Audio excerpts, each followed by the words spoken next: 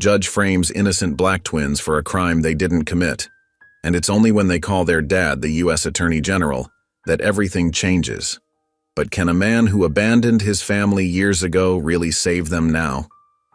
The courtroom is set, the stakes are high, and a corrupt judge with a history of prejudice will stop at nothing to make sure the twins pay the price. What happens when the law itself becomes the enemy? And can a fractured family repair the past while fighting for the truth? This isn't just a battle for justice. It's a fight for redemption. Don't miss this shocking story of betrayal, courage, and a fight for what's right. Before we get into the story, comment below where in the world you are watching from today. The late afternoon sun painted the suburban streets in warm golden light, casting long shadows across the perfectly manicured lawns. Maya and Mia Carter, 7-year-old twins with matching pink helmets, pedaled their bikes around the quiet cul-de-sac. Their laughter echoed through the peaceful neighborhood as they raced each other in circles, their matching braids swaying with each push of the pedals. "Can't catch me," Mia called out, her braids bouncing as she pedaled faster. Her purple bike sparkled in the sunlight, decorative streamers flowing from the handlebars like ribbons dancing in the breeze.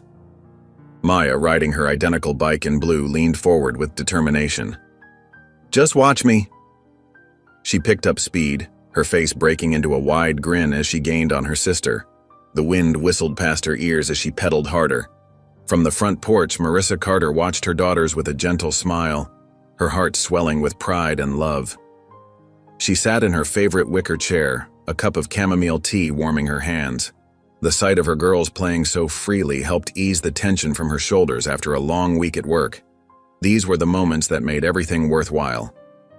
"Be careful, girls," she called out when they took a turn a bit too sharply. But her warning held more warmth than worry. These peaceful moments were precious to her, snapshots of childhood joy she wished she could freeze in time. The twins continued their game, weaving patterns across the street. Their bikes hummed against the pavement as they rode, occasionally hitting small bumps that made them giggle and bounce in their seats. The neighborhood was quiet except for the sound of their joy and the distant chirping of birds in the maple trees that lined the street. Mrs. Beasley, their elderly neighbor with silver hair neatly pinned back, appeared at the corner of the street. She walked slowly, her sensible shoes clicking against the sidewalk as she carried her small shopping bag as she usually did on her afternoon walks to the corner store. "Hi, Mrs. Beasley," the twins called out in unison, waving enthusiastically as they passed her, their voices bright and cheerful. Mrs. Beasley looked up and offered a small wave back, her wrinkled face forming a smile that didn't quite reach her eyes. But something seemed off about her usual warmth. Her eyes darted around distractedly, and she clutched her shopping bag closer to her chest, her knuckles white against the plastic handles. The twins didn't notice anything unusual, lost in their own world of make-believe races. They were too caught up in their game, continuing to circle the cul-de-sac as Mrs. Beasley made her way to her house 3 doors down, her steps slightly quicker than usual. "Girls, 10 more minutes," Marissa called from the porch. The sun was starting to dip lower, casting orange streaks across the sky and turning the clouds into cotton candy colors. "Okay, Mom," Maya shouted back while Mia made one last victory lap around their imaginary racetrack, her arms raised in triumph. The evening passed quietly, filled with the normal routines of family life. After dinner, the twins headed upstairs to get ready for bed, their earlier energy mellowing into sleepy contentment. They stood side by side at their bathroom sink, brushing their teeth with matching butterfly toothbrushes, their pajamas decorated with colorful stars. "I almost won that last race," Maya said through a mouthful of toothpaste, her eyes meeting her sister's in the mirror. Mia giggled, accidentally dribbling some toothpaste down her chin. "Did not." She wiped her chin with the back of her hand, leaving a smear of white. As they rinsed their mouths, they heard their mother's voice floating up from downstairs. She was on the phone, her tone different from her usual cheerful evening calls with their aunt. There was an edge to it that made both girls pause. "Are you sure?" they heard her say, her voice trembling slightly. "But that doesn't make any sense." The worry in her words was clear even from upstairs. The twins exchanged curious looks in the bathroom mirror, their toothbrushes forgotten in their hands. Maya reached over and turned off the faucet so they could hear better, the sudden silence making their mother's voice seem louder. "Yes, I understand," Marissa continued, her voice growing fainter as she moved around downstairs. "But they were just... No, I see. Yes, I'll be there first thing." Her footsteps paced back and forth across the kitchen floor. The girls couldn't make out the rest of the conversation, but they could hear the worry in their mother's voice. It was the kind of tone she used when something was really wrong, like the time Mia had fallen off the swing set and needed stitches. It was her serious voice, the one that made their stomachs twist with concern. "What's wrong with Mom?" Mia whispered to Maya, her earlier playfulness replaced with concern. She grabbed her sister's hand, seeking comfort in the familiar touch. Maya shrugged, but she felt a small knot forming in her stomach. "Maybe she's just tired from work," she suggested, trying to sound more confident than she felt. They finished getting ready for bed in unusual silence, both straining to hear more of their mother's conversation. When the phone finally clicked in its cradle downstairs, they heard their mother let out a long, shaky breath that seemed to echo through the quiet house. The early morning silence was broken by thunderous knocking at the front door. Maya Carter stirred in her bed, pulling her pink comforter closer as she tried to make sense of the noise. Her heart pounded against her chest as the knocking grew more insistent. Across the room, her twin sister Mia sat up, rubbing sleep from her eyes, her long dark hair tangled from restless dreams. "What's that sound?" Mia whispered, her voice trembling slightly. She clutched her favorite stuffed rabbit tighter to her chest. Before Maya could answer, they heard their mother's footsteps rushing down the hallway, the quick padding of bare feet against carpet, followed by the sound of the front door opening. Harsh voices filled their usually peaceful home, echoing off the walls like angry thunder. "Mrs. Carter, step aside," a deep voice commanded, leaving no room for argument. Heavy footsteps pounded up the stairs, each thud making the twins' hearts race faster. Maya and Mia exchanged worried glances as their bedroom door burst open with a bang that made them both jump. Two police officers in dark uniforms towered in the doorway, their faces stern and unyielding in the dim morning light that filtered through their butterfly curtains. "These are the ones," one officer said to the other, his voice cold and matter-of-fact. They moved swiftly into the room, their heavy boots leaving marks on the pale carpet. "What's happening?" Maya cried out as rough hands pulled her from her bed. The cold metal of handcuffs clicked around her small wrists, biting into her skin. Beside her, Mia began to sob as she received the same treatment, her stuffed rabbit falling forgotten to the floor. "Mommy!" Mia screamed, tears streaming down her face, leaving wet trails on her cheeks. Their mother appeared in the doorway, her face pale with shock, still wearing her flowered nightgown from the night before. "Stop this! They're just children," Marissa pleaded, following the officers as they led the twins down the stairs. The girls stumbled in their matching unicorn pajamas, their bare feet cold against the wooden floor. Maya could feel every groove and bump in the wood beneath her feet as they were hurried along. A tall man in a crisp gray suit stood in their living room, his badge gleaming under the early morning light streaming through the windows. "Detective Logan," he introduced himself curtly. "Mrs. Carter, your daughters are being taken in for questioning regarding an assault on Mrs. Beasley. She was found unconscious in her home last night." "That's impossible." Marissa's voice cracked with desperation, her hands shaking as she gestured wildly. "They were home all evening. They went to bed right after dinner. We watched a movie together." "We have witness statements placing them at the scene," Detective Logan stated flatly, his expression unchanging. "The evidence is clear." "What evidence?" Marissa demanded, moving to stand between her daughters and the door, her body trembling but determined. "They're 7 years old. This is absurd. They can barely reach the kitchen counter." The officers pushed past her, dragging the terrified twins toward their patrol car. Maya could barely see through her tears as they were led outside, the morning sun barely peeking over the horizon, painting the sky in shades of pink and orange. Neighbors were starting to emerge from their homes, watching the scene unfold with a mix of curiosity and judgment. Some stood in their bathrobes, whispering behind their hands, while others pretended not to notice. "Please," Marissa begged, following them onto the front lawn, her bare feet collecting dew from the grass. At least let them get dressed. They're in their pajamas. They'll freeze. Detective Logan shook his head, his jaw set firmly. There's no time for that. The situation is serious, Mrs. Carter. Your daughters need to be questioned immediately. The twins were lifted into the back seat of the police car, their small hands still bound behind them. Through the window, Maya could see her mother's face crumpling as she watched helplessly, looking smaller and more vulnerable than Maya had ever seen her. "Mommy, help us!" Mia cried out as the car door slammed shut with a sound that seemed to echo through the quiet neighborhood. Marissa stood on the porch, her arms wrapped tightly around herself as the police car pulled away from the curb, its engine rumbling through the morning quiet. She remained frozen in place, watching long after the car had vanished, the morning sun casting long shadows across her tear-stained face. Her shoulders shook with silent sobs as she stared at the empty street. The peaceful neighborhood now seemed eerily quiet, broken only by the whispers of neighbors and the distant sound of birds beginning their morning songs. A newspaper boy rode past on his bicycle, pretending not to notice the scene. Marissa stood alone on her porch, the weight of helplessness crushing down on her as she stared at the empty street where the police car had disappeared with her precious daughters. The morning dew soaked through her thin nightgown, but she didn't seem to notice the cold. The fluorescent lights buzzed overhead in the police station as Marissa Carter burst through the front doors, her heart pounding against her ribs. The morning sun streamed through the windows, but inside, everything felt cold and sterile. The sharp scent of cleaning products and stale coffee hung in the air. "I need to see my daughters," she demanded, her voice cracking as she approached the front desk. Maya and Mia Carter.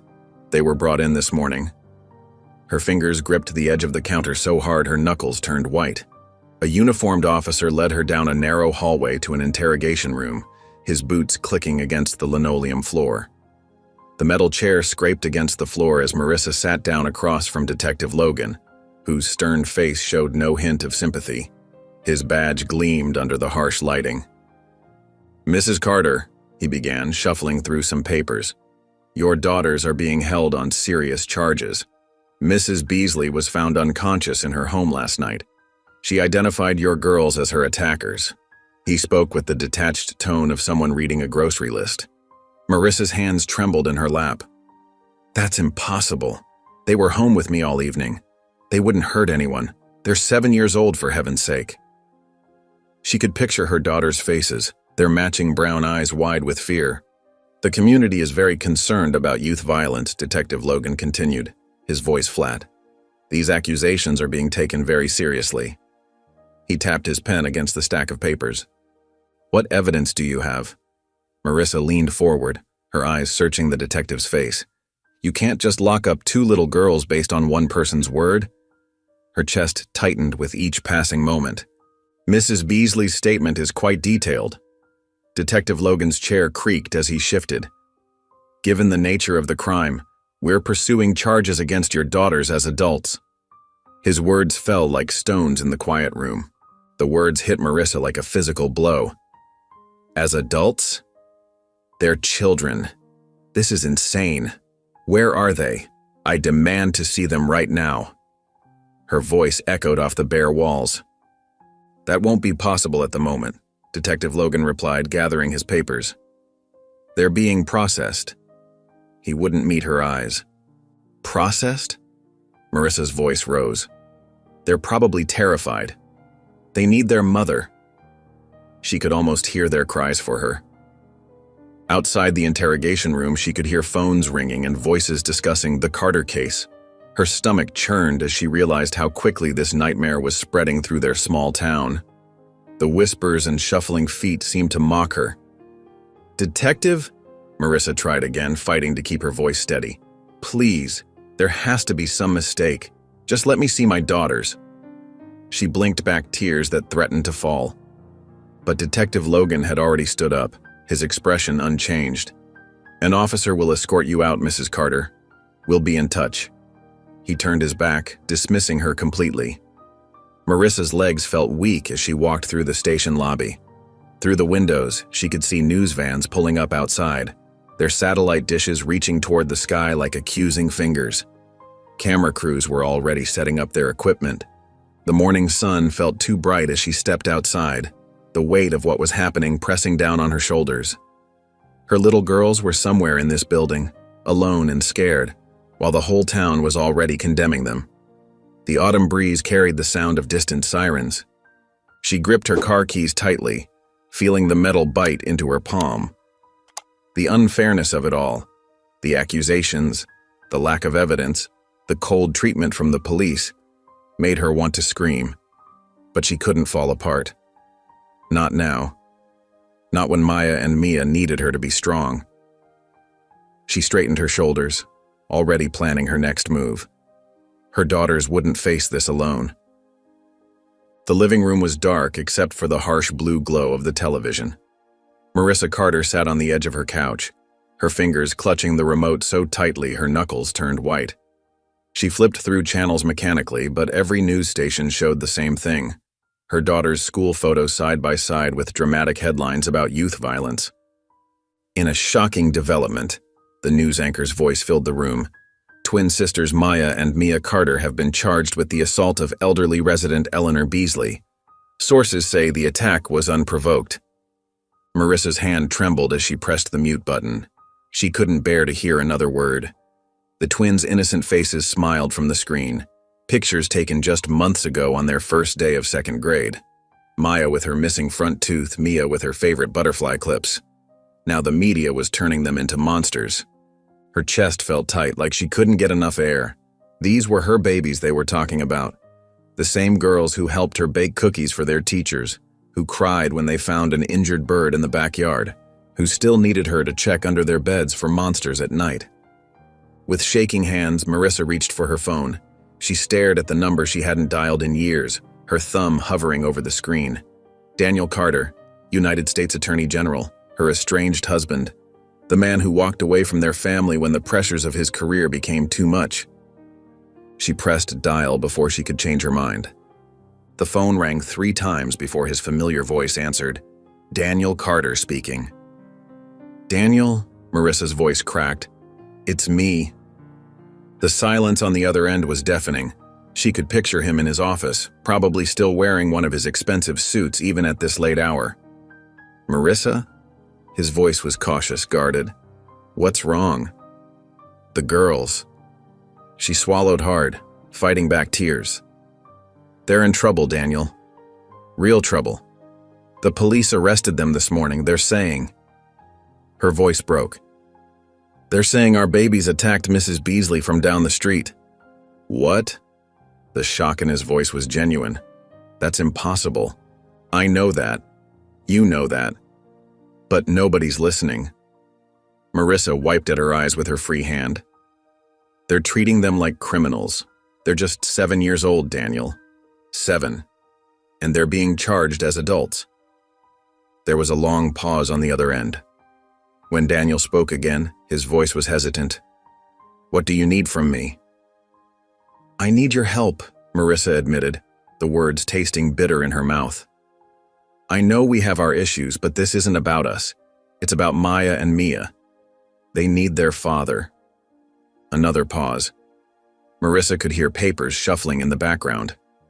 I'll help, he said finally, though she could hear the reservation in his voice.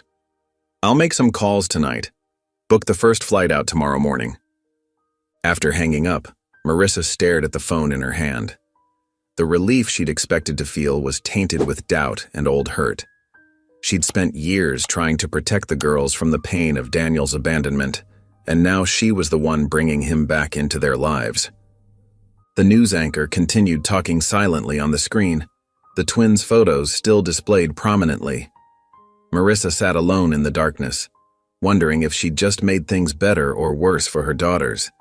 Daniel Carter's polished leather shoes clicked against the marble floor of his Washington, D.C. office. Morning sunlight streamed through floor-to-ceiling windows, casting long shadows across his mahogany desk. The stack of paperwork before him seemed endless. Policy briefs, legal documents, and case files that demanded the U.S. Attorney General's attention. His phone buzzed and Daniel's heart stopped when he saw the caller ID. Marissa Carter. His ex-wife's name on the screen brought back a flood of memories. Their last fight, the sound of a slamming door, the silence that followed. His hand hovered over the phone, trembling slightly. "Hello?"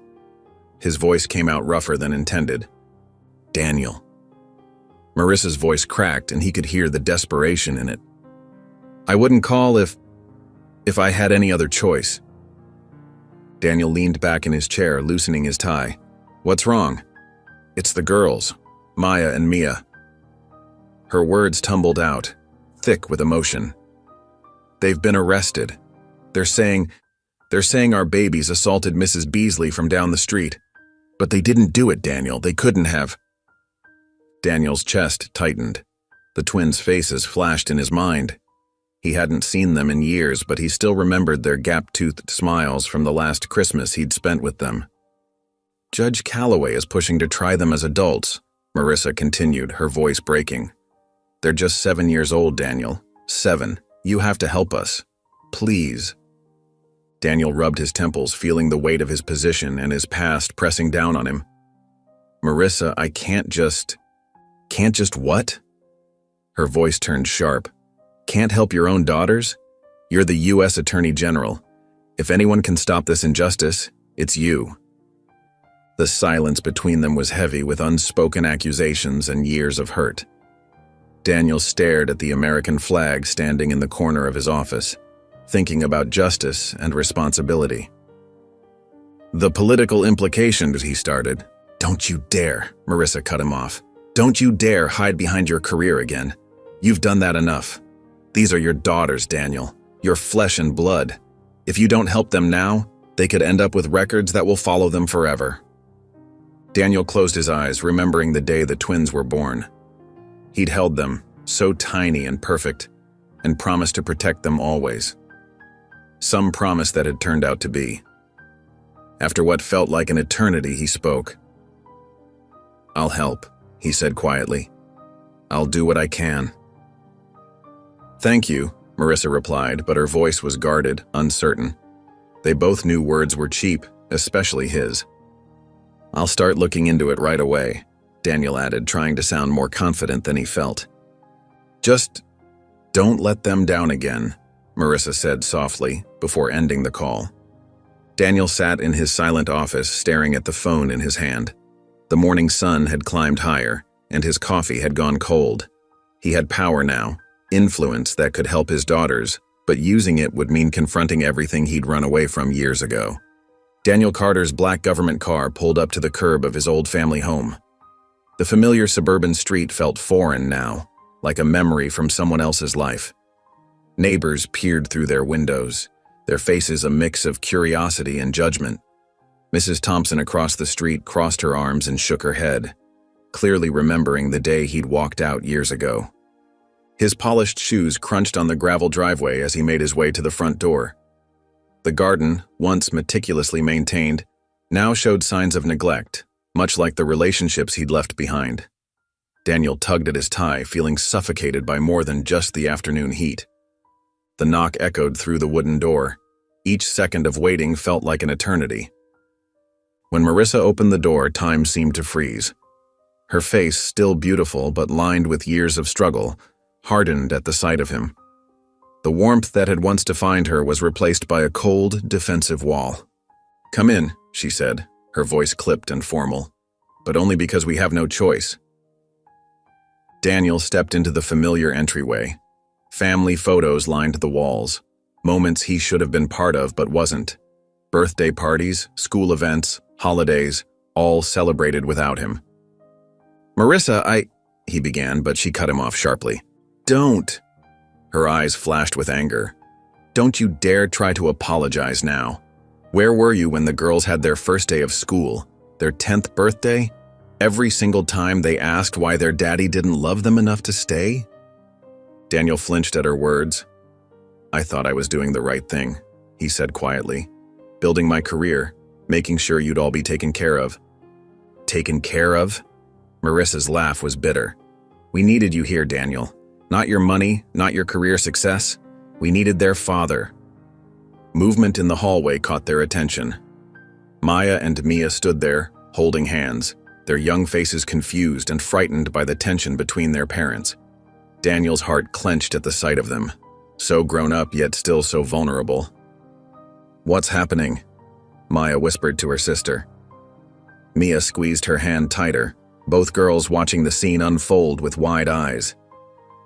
"Your career was always more important," Marissa continued, her voice shaking. "And now you show up, only because there's a high-profile case involved. Is that it, Daniel? Another chance to advance your career?" "That's not fair," Daniel protested, though the words felt hollow even to him.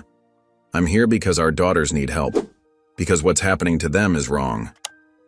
"We needed you before this too," Marissa said, wiping away an angry tear. "But fine. We'll work together. For them. But don't think for a second this makes up for anything." Daniel looked at his daughters again, seeing the uncertainty in their eyes. The distance between them felt like an uncrossable chasm, but he knew he had to try. For their sake, he had to make this right. The night settled heavily over the Carter family home, bringing with it a suffocating tension that filled every corner. In the dimly lit living room, Marissa sat rigidly on the edge of the couch, while Daniel paced back and forth, his shoes making soft thuds against the carpet. "You're only here because it makes you look good," Marissa said, her voice sharp with accusation. "The great U.S. Attorney General swooping in to save his daughters. What perfect timing for your image." Daniel stopped pacing, his face flushed with anger. "That's not fair, Marissa.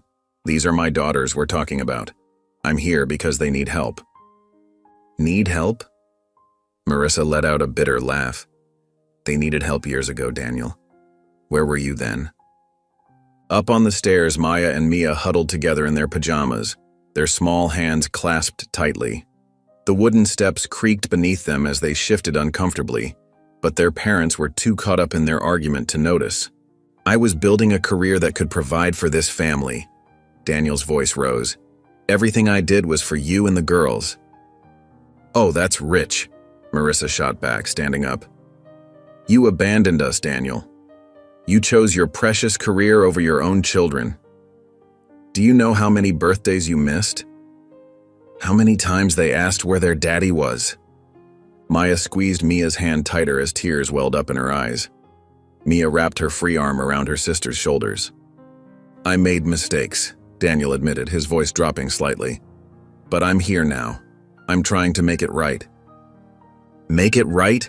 Marissa's voice cracked. "Our daughters are being accused of something terrible, and you think showing up now makes everything okay?" "At least I'm doing something," Daniel snapped. "I'm using every connection I have to help them. What would you rather do? Let them face this alone?" "Don't you dare suggest I wouldn't do everything for my girls." Marissa's words came out in a hiss.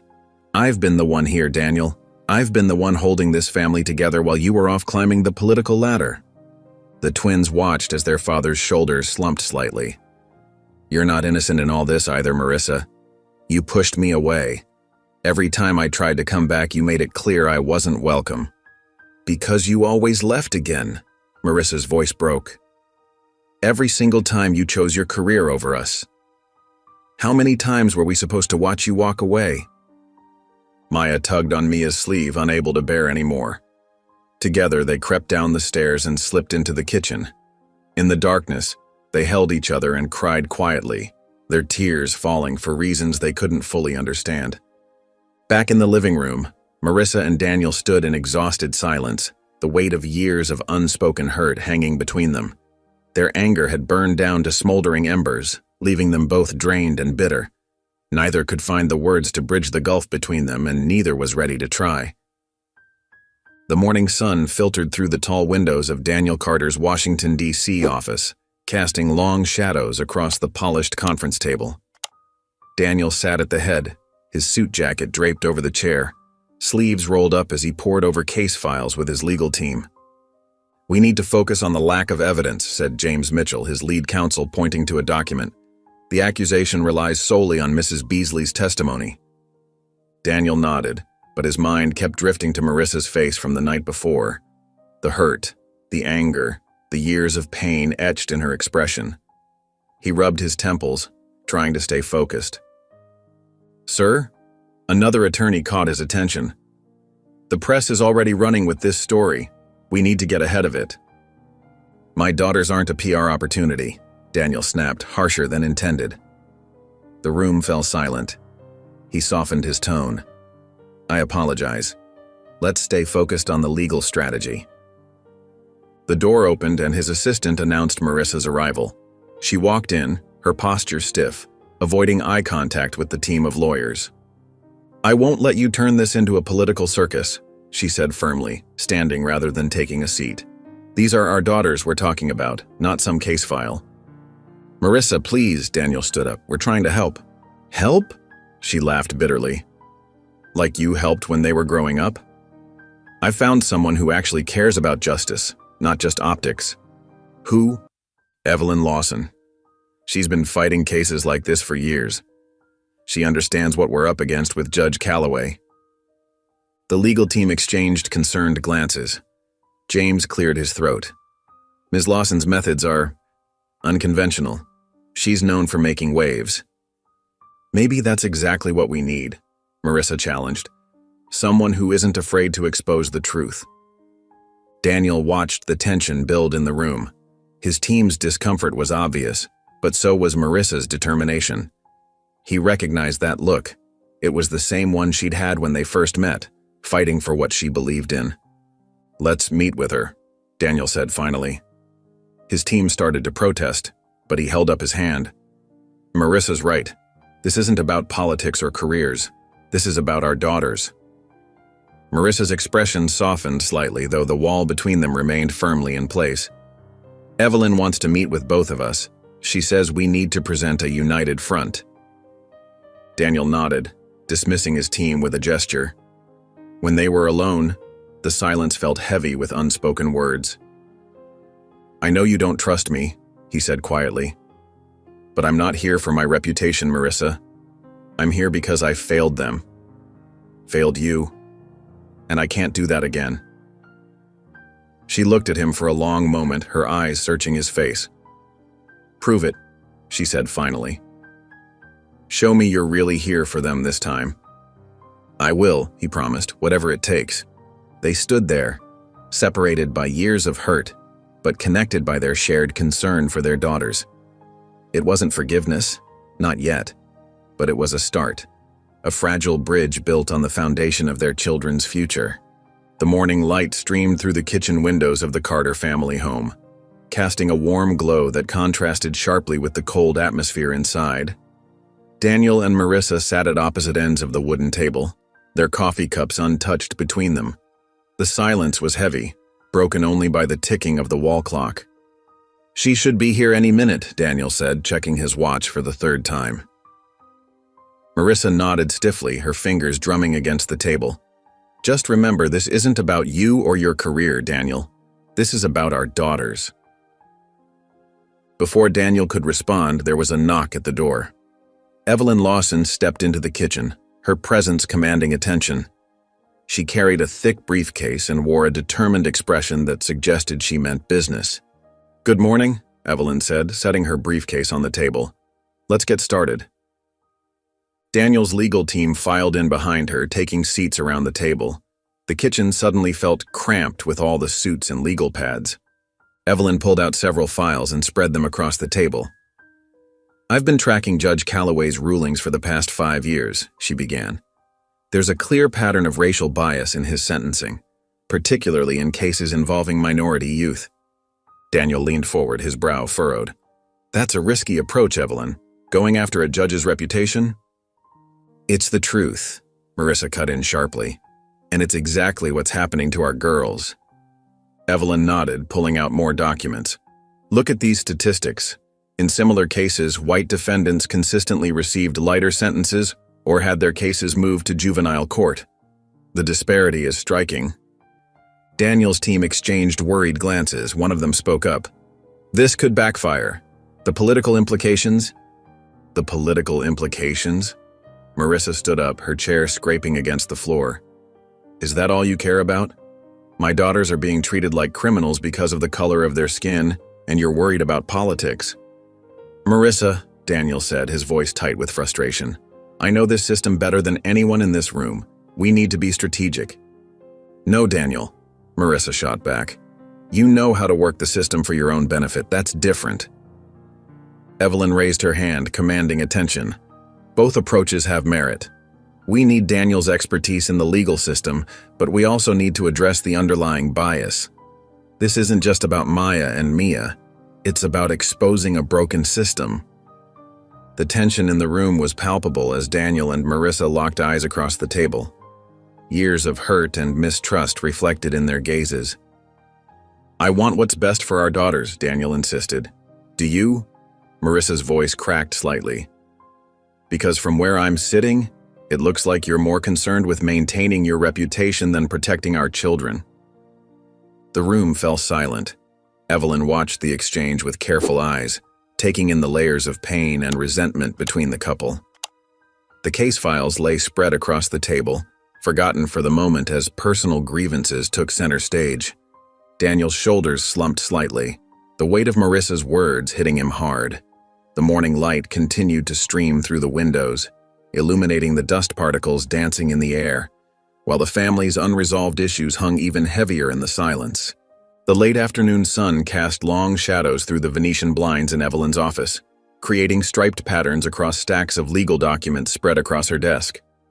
The small space felt even more cramped with the three of them inside. Evelyn behind her desk, Daniel and Marissa seated in chairs facing her, maintaining a careful distance from each other. "What I've found is disturbing," Evelyn said, pulling out a thick manila folder.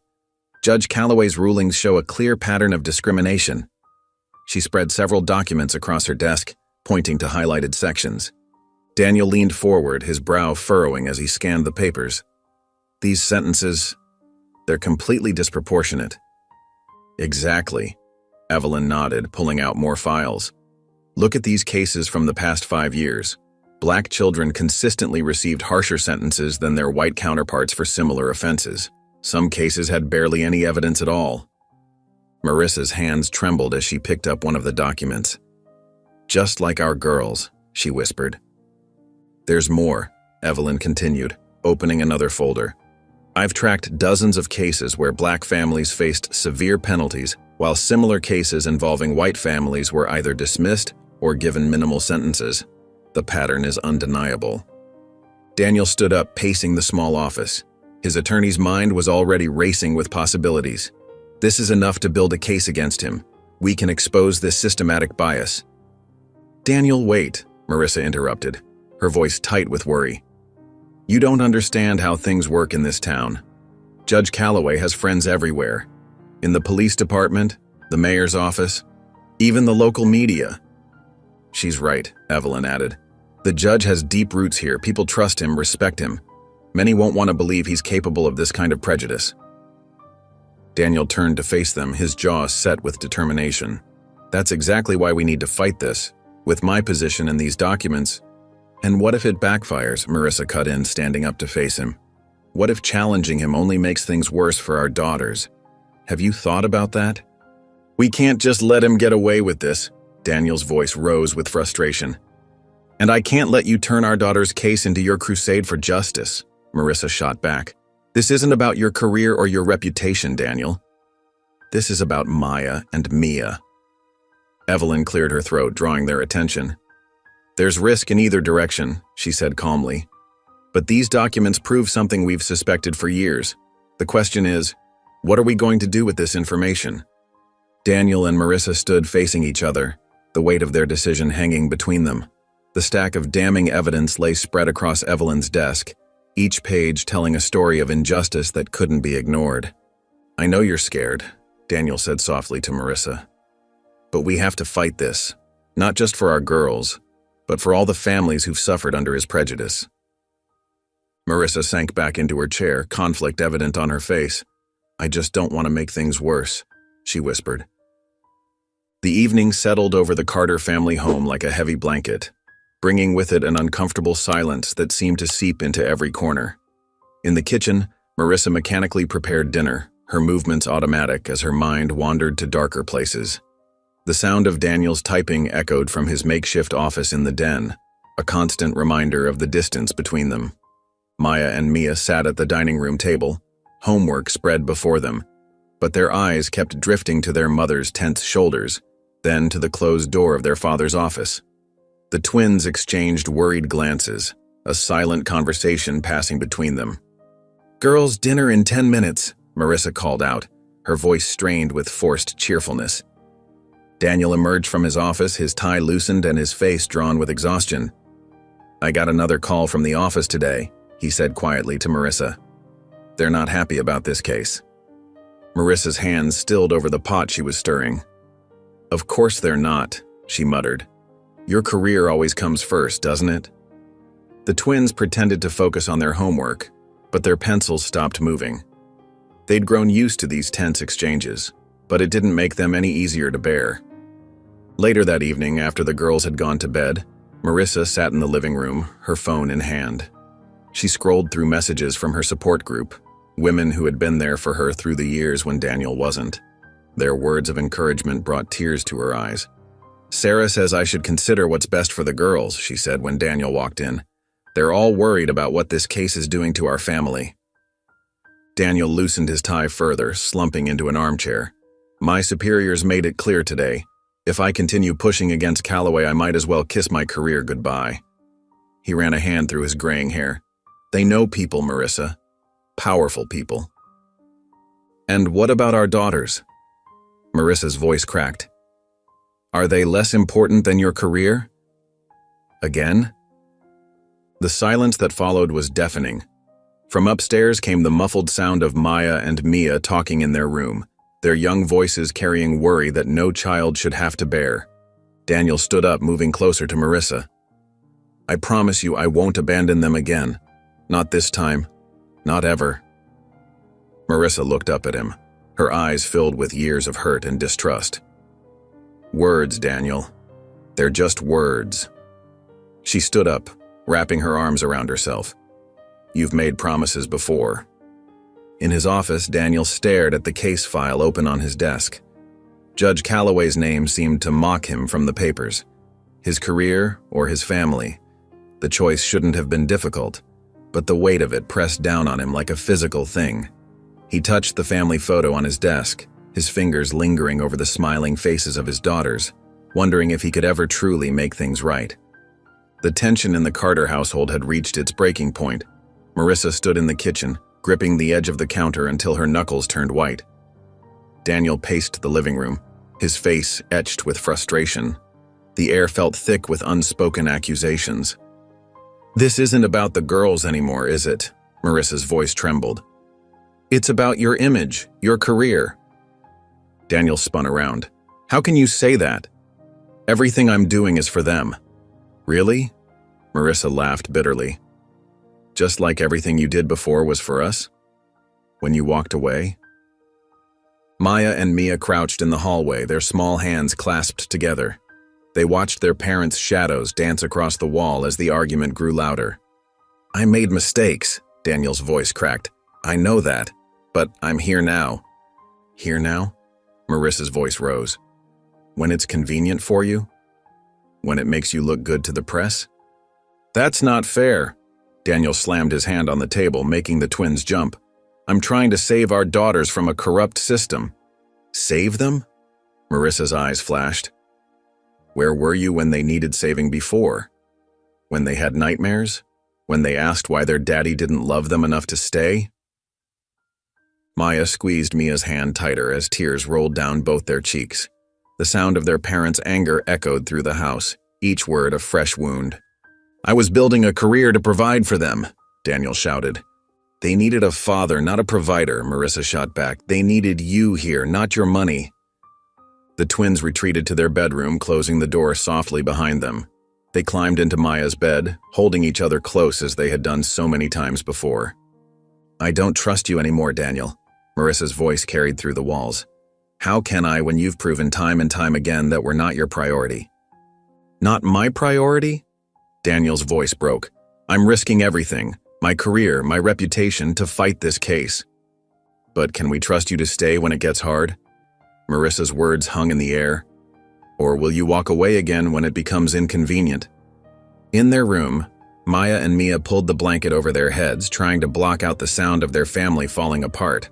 Their tears soaked the pillowcase as they clung to each other, the only constant in their increasingly uncertain world. The house fell into an uneasy silence. Daniel retreated to his office, closing the door with a quiet click. Marissa sank into a kitchen chair, her head in her hands. The physical distance between them seemed to mirror the emotional chasm that had grown over the years. In the darkness of their room, Maya whispered to Mia, "Who's going to protect us if they can't even talk to each other?" Mia didn't answer, but her grip on her sister's hand tightened. The twins lay there, listening to the heavy silence of their fractured home, wondering if anyone could truly save them from what lay ahead. The morning sun filtered through the blinds of Daniel's office, casting long shadows across the polished conference table. Daniel sat at the head, his fingers drumming anxiously against the wooden surface. Marissa sat opposite him, her posture tense but composed. The usual friction between them had been temporarily pushed aside as Evelyn Lawson spread a thick stack of documents across the table. "What you're about to see," Evelyn began, her voice steady and serious, "is evidence of systematic discrimination that goes back years." She pulled out several court transcripts, laying them side by side. Daniel leaned forward, his legal training kicking in as he scanned the documents. "These are all Callaway's rulings," Evelyn explained. "Look at the pattern." The team gathered around as Evelyn pointed out case after case, white defendants receiving minimal sentences or probation for serious offenses, while black families faced harsh punishments for minor infractions. The disparity was stark and undeniable. "He's been doing this for years," Daniel muttered, his face darkening as he read through the transcripts. "The bias is clear as day." Marissa's hands trembled as she picked up one of the documents. "These are families just like ours," she whispered. "Children torn from their parents." "We have enough here to prove intent," Evelyn said firmly. "This isn't just about bias. It's criminal abuse of power." Daniel stood up, pacing the room as he processed the information. "We need to take this public," he declared. "A press conference. Show everyone exactly what kind of man is sitting on that bench." Marissa's head snapped up. "Daniel, wait, have you thought about what that might mean for the girls? For our family?" "We can't stay silent," Daniel insisted, "not with this evidence." "I understand that," Marissa said, her voice tight with worry. "But these people have power. They have connections. What happens when we make enemies of them all?" The legal team exchanged glances as Daniel and Marissa faced each other across the table. The tension in the room was palpable. "I know you're scared," Daniel said, his voice softening slightly. "But this is bigger than us now. This is about every family that's been hurt by Callaway's corruption." Evelyn stepped forward, placing a reassuring hand on Marissa's shoulder. "We'll do everything we can to protect your family," she promised. "But Daniel's right. This needs to come out." After a long moment, Marissa nodded slowly. "Then we do it," she said. "We tell everyone." Daniel turned to his team. "Set up the press conference," he instructed. "It's time everyone knew the truth about Judge Callaway." The room burst into activity as the legal team began making calls. Reporters would need to be contacted, statements prepared, security arranged. The magnitude of what they were about to do settled over the room like a heavy blanket. Marissa watched the flurry of activity, her heart racing with a mixture of hope and fear. For the first time since this nightmare began, they had a real chance to fight back. But the cost of that fight still remained to be seen. The evening light cast long shadows across the Carter family living room as they sat together, the TV news droning in the background. Daniel leaned forward in his armchair, his tie loosened and jacket discarded, while Marissa perched on the edge of the sofa. Maya and Mia huddled close to their mother, their young faces etched with worry. "Breaking news tonight as Judge Callaway responds to allegations of judicial misconduct." The news anchor's voice filled the tense silence. Marissa's hand tightened around the remote. She'd been switching between channels all evening, watching their story unfold across different networks. Some praised their bravery, calling for immediate investigation into the justice system. Others questioned their motives, painting them as troublemakers seeking attention. "Turn it off, Mom," Maya whispered, her voice small but steady. "Please?" Daniel rubbed his temples, exhaustion evident in every line of his face. "Maybe Maya's right. We've seen enough for tonight." But before Marissa could respond, a new headline flashed across the screen. Local teen arrested in connection with recent robbery. The image showed a young black teenager being led away in handcuffs. Judge Calloway's name prominently featured in the coverage. "This is no coincidence," Marissa said, her voice trembling with anger. "He's doing it again, Daniel. Right in front of everyone." Daniel stood up and paced the room, his shoulders tense. "He's trying to shift the narrative, make people forget about what we revealed." He stopped by the window, staring out at the gathering darkness. "And it's working. Look how quickly the media jumped on this new case." The twins exchanged worried glances, understanding more than their parents realized. Mia clutched her sister's hand tightly.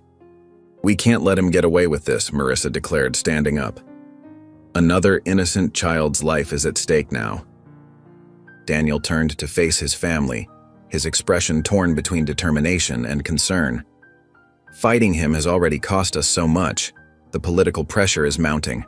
My superiors are suggesting I consider my position." "So you're thinking of backing down?" Marissa's voice carried a sharp edge. "No," Daniel replied quietly. "I'm thinking about how to fight smarter." The news continued its coverage, showing crowds gathering outside the courthouse, some holding signs supporting Calloway, others demanding justice reform. The division in the community was clear and growing deeper by the hour. As the evening wore on, Maya and Mia slipped quietly into the hallway, but remained within earshot of their parents' conversation.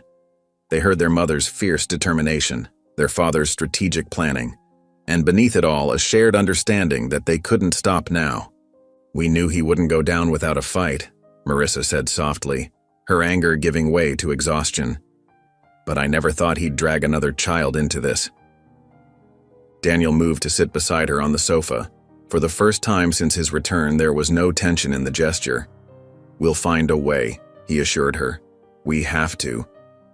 From their spot in the hallway, Maya and Mia watched their parents, seeing not the conflict that had dominated their relationship, but a united front forming in the face of this new challenge. Despite their fear and confusion, they felt a glimmer of hope seeing their parents working together at last. The morning sun filtered through the blinds of Daniel's office as the legal team gathered around the large conference table. Papers, legal documents, and coffee cups cluttered the surface. Daniel stood at the head of the table, his sleeves rolled up and his tie slightly askew. Marissa sat beside him, her hands clasped tightly in her lap, while Evelyn arranged her files with practiced precision. "We need to think bigger," Evelyn announced, her voice firm and clear. "Local courts won't cut it anymore, not with Calloway's influence. We need to take this to the Supreme Court." The room fell silent. Daniel's legal team exchanged worried glances, but Daniel's expression remained focused, determined.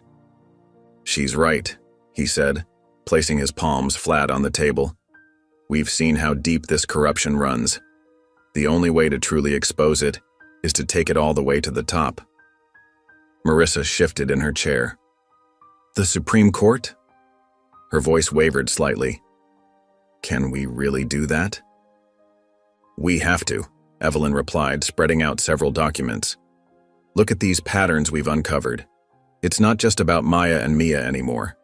There are dozens of families, hundreds of children who've been victims of this systemic bias. The Supreme Court needs to see this."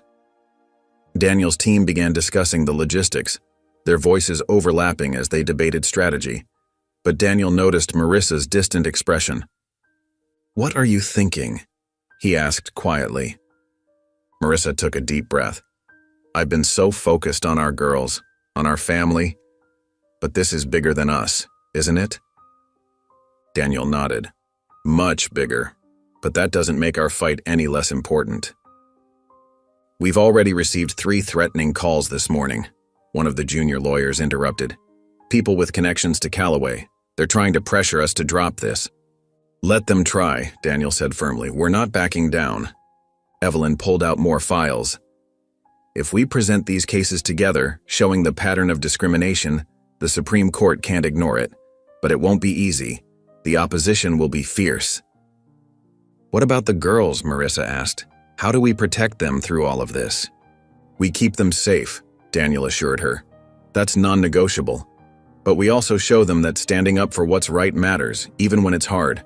Especially when it's hard. The team spent the next hour outlining their strategy. They would need to gather more evidence, prepare testimonies, and build an airtight case. The path to the Supreme Court would be long and challenging, but they all understood the stakes. "So we're really doing this?" Marissa asked, looking around the room at their determined faces. Daniel reached for her hand under the table, and for the first time in years, she didn't pull away. "We're doing this," he confirmed. "Together." Evelyn gathered her papers with a satisfied nod. "Then let's get to work. We have a long fight ahead of us." The legal team dispersed into smaller groups, each tackling different aspects of the case. The morning sun grew stronger, filling the office with light as they prepared for the biggest legal battle of their lives. The marble halls of the Supreme Court echoed with footsteps as Daniel Carter adjusted his tie one final time. Beside him, Marissa smoothed her navy blue blazer, her hands trembling slightly. Evelyn Lawson walked confidently ahead of them, her briefcase filled with months of meticulous research and evidence.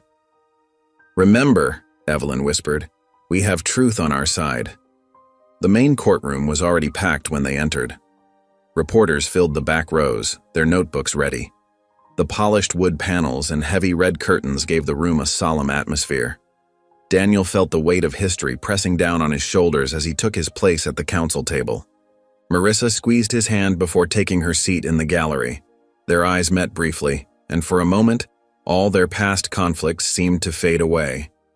They were here for one reason: their daughters. "All rise!" The marshal's voice rang out. The 9 Supreme Court justices filed in, their black robes rustling as they took their seats. Chief Justice Matthews adjusted his glasses, his stern gaze sweeping across the courtroom. Daniel stood, his heart pounding but his voice steady as he began their opening argument. "Your Honors, we stand before you today not just for Maya and Mia Carter, but for every child who has faced systemic bias in our justice system." He laid out the evidence methodically, the pattern of Judge Calloway's rulings, the statistical analysis showing clear racial bias, the testimonies from other families who had suffered similar injustices. The justices leaned forward, their expressions unreadable as they absorbed each detail. Justice Peterson interrupted with a sharp question. "Mr. Carter, how do you respond to the defense's claim that these are simply isolated incidents?" Daniel's response was immediate and passionate.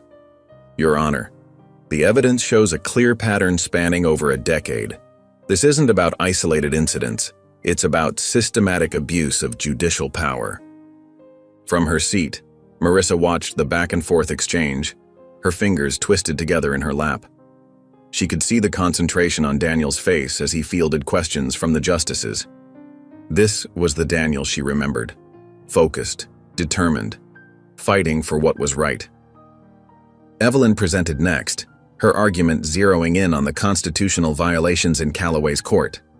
The defense team tried to counter, but their arguments seemed weak against the mountain of evidence. Justice Chen's questions were particularly pointed. How do you explain the disparity in sentencing between similar cases? The defense attorney stumbled, his explanation falling flat in the silent courtroom. Marissa held her breath, hoping the justices could see through the weak justifications.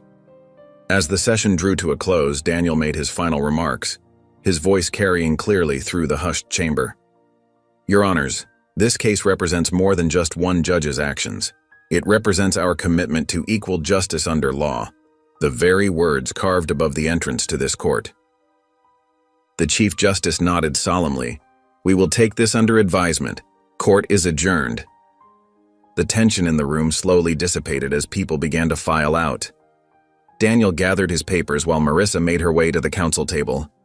They walked out together, both physically and emotionally drained from the day's proceedings. Outside the courthouse, they paused on the steps, the afternoon sun warm on their faces. Marissa held on to Daniel's arm, neither speaking, both lost in their own thoughts about what would come next. The marble-columned Supreme Court chamber hummed with nervous energy. Daniel Carter sat rigid in his chair, his normally steady hands fidgeting with his tie. Beside him, Marissa gripped the wooden bench so tightly her knuckles turned white. Evelyn Lawson sat calmly on Daniel's other side, but her eyes betrayed her anticipation. The room was packed to capacity. Reporters lined the back wall, their pens poised over notepads. Community members, activists, and legal observers filled every available seat. The air felt thick with tension as everyone waited for the justices to enter. "All rise," the marshal called out. The 9 Supreme Court justices filed in, their black robes swishing as they took their seats. Daniel reached for Marissa's hand, and she squeezed it tightly. The Chief Justice cleared his throat and began to speak. "In the matter of Carter versus the state, regarding the judicial misconduct of Judge Thomas Callaway." He paused, shuffling his papers. Daniel held his breath. "This court finds, by a vote of 7-2, that Judge Callaway's actions represent a clear violation of constitutional rights and due process." The Chief Justice's voice rang clear through the chamber. "His pattern of discriminatory rulings and racial bias has no place in our justice system. Therefore, we uphold the petition to remove Judge Callaway from the bench, effective immediately." A collective gasp rippled through the courtroom. Marissa's hand flew to her mouth as tears sprang to her eyes. Daniel pulled her close, his own eyes glistening. Around them, the courtroom erupted in applause. Evelyn touched both their shoulders, her smile wide and proud. "We did it," she whispered. The Chief Justice continued reading the full opinion, detailing how Callaway's actions had systematically discriminated against black families and children. Each word felt like vindication for the months of struggle, the sleepless nights, and the emotional toll on their family. Cameras flashed as reporters captured the historic moment. Daniel held Marissa tightly, feeling years of tension finally release from his shoulders. They had won. Their daughters would be free. Justice had prevailed. When the justices filed out, the room buzzed with excitement. Legal experts were already discussing the landmark nature of the ruling. Reporters pressed forward, eager for comments.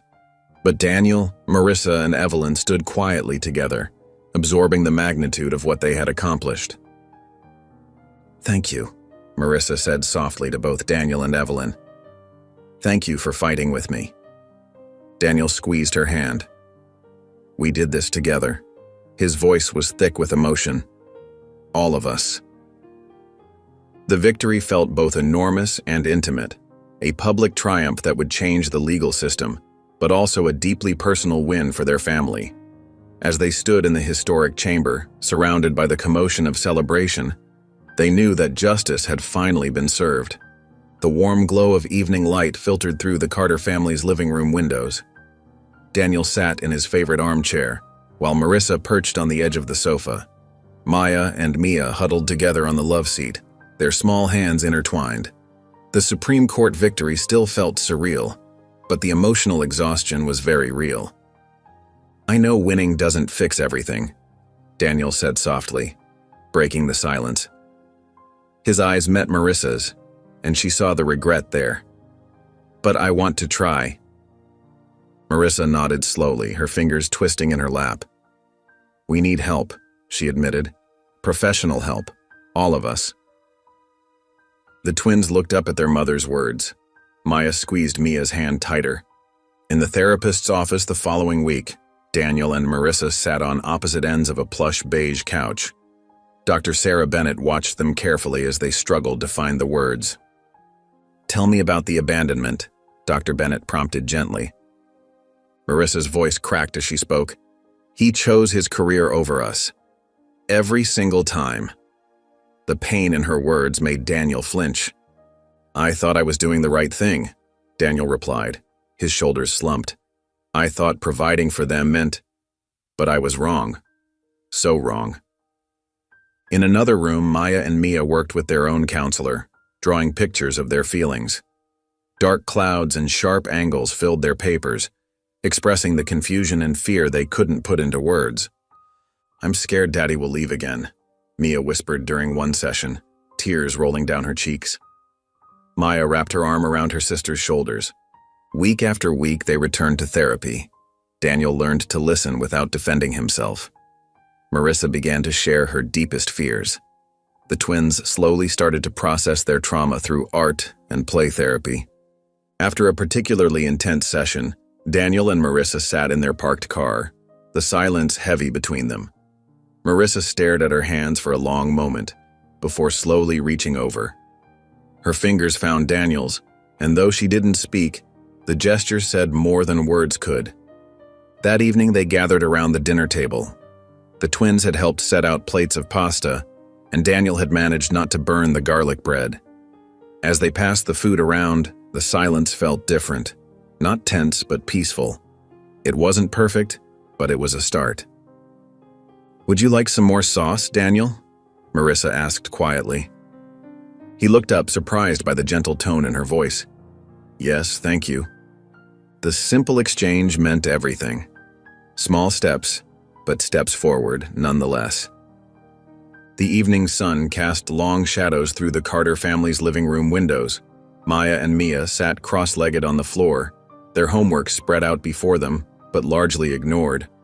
Daniel watched them from his armchair, noting how they seemed both older and more fragile than before.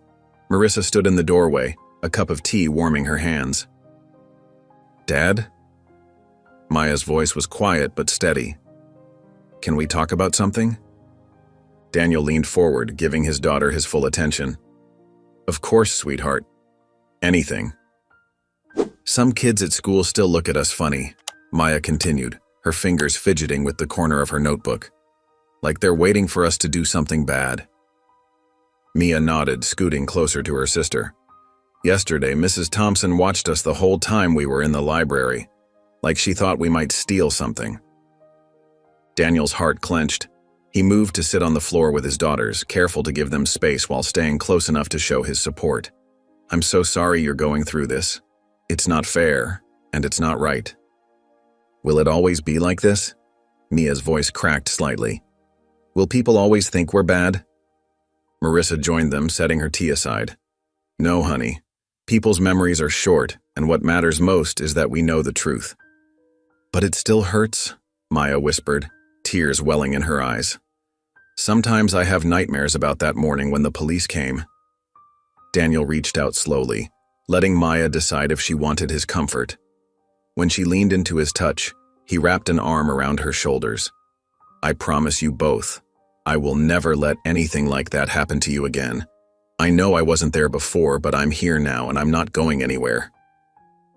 Marissa watched the interaction, feeling her own walls starting to crumble. She had held on to her anger for so long, using it as a shield against the pain of Daniel's absence. But seeing him now, truly present with their daughters, she felt something shift inside her. "Girls," Marissa said softly, "sometimes the hardest person to forgive is yourself. But you did nothing wrong. Nothing that happened was your fault." The twins looked at their mother, absorbing her words. Mia wiped her eyes with the back of her hand.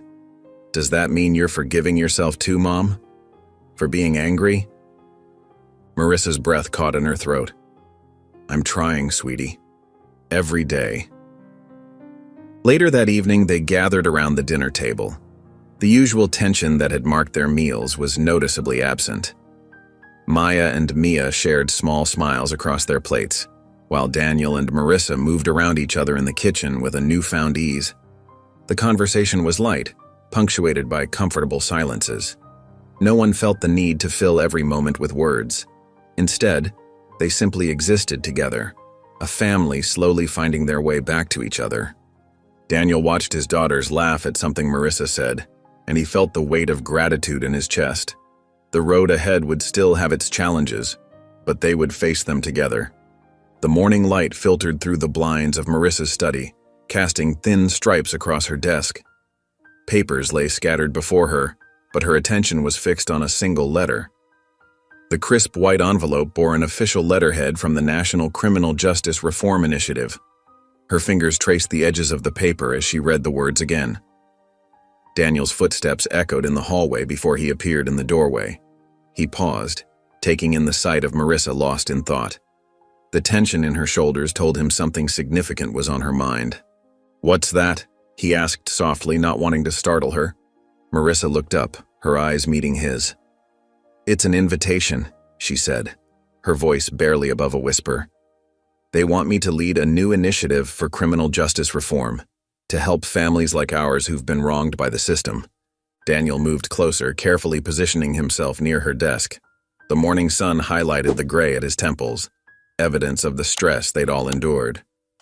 "What are you thinking?" Marissa stood up, determination replacing the uncertainty in her expression. "I'm thinking about all the other families out there, families who don't have the resources we had, who don't have a U.S. Attorney General in their corner." She picked up the letter. "We can't just walk away now that our fight is over." She began gathering stories from other parents, setting up meetings in community centers and church basements. Each testimony she heard strengthened her resolve. A mother whose son spent 3 years in juvenile detention for a crime he didn't commit. A father whose daughter was tried as an adult at 15. Daniel watched her work, making his own calls to senators and representatives. He knew the system from the inside, knew which levers to pull. But watching Marissa work with these families showed him a different kind of power, the strength that comes from shared experience and collective action. Evelyn Lawson joined their efforts, offering her legal expertise and connections. "What you're building here," she told Marissa during one strategy session, "this could change everything. We're not just fighting individual cases anymore. We're fighting for systemic change." Back in her study, Marissa organized the growing stack of testimonies. Daniel stood in the doorway again, but this time the tension between them had softened into something else. Mutual respect, perhaps even the beginnings of trust. "I need to do this," Marissa said, turning to face him. "Not just for Maya and Mia, but for every child who might face what they faced." Daniel nodded, understanding in his eyes. "I know," he said, "and I'll help however I can. We've seen what the system can do, both its flaws and its potential for change." They stood together in the morning light, the letter that had started it all still on Marissa's desk. The path ahead would be challenging, but they were ready to face it, not just as individuals fighting their own battles, but as partners in a larger struggle for justice.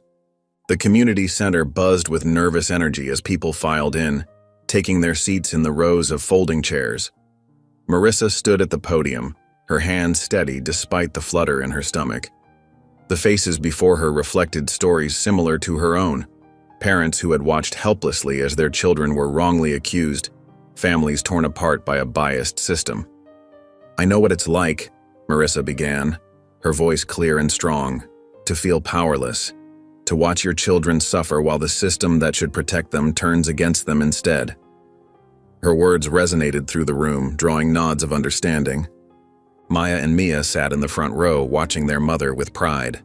The twins had come so far from those frightened little girls in pajamas being led away by police. Now, at 13, they carried themselves with a quiet confidence born from surviving their ordeal.